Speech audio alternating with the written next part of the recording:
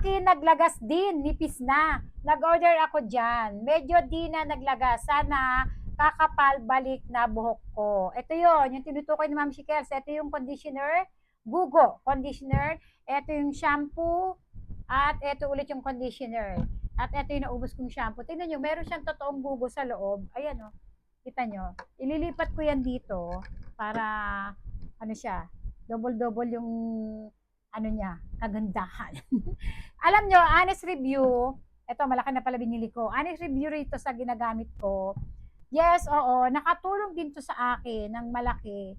Na-lesson talaga yung pag-hairfall. Dati talaga pag naliligo ako, mga mari, ang dami nalalaglag, ang dami ko nakukuha, talaga nag-hairfall.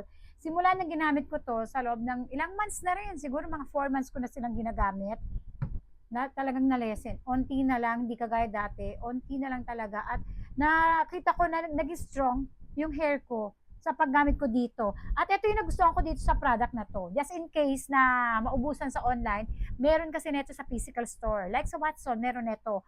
Meron kasi ako nakikita ng mga ibang product dito sa TikTok na pang ganun din, pang lesson ng hair fall, pang strength ng buhok. Kaya alam nung hinanapan ko sila sa mga physical store, parang wala. So sabi ko, may hirapan ako. Pag nag-switch ako doon, nilipat ako doon, may hirapan ako. Just in case na may yung sa akin yun, paano na? Saan ako hahanap?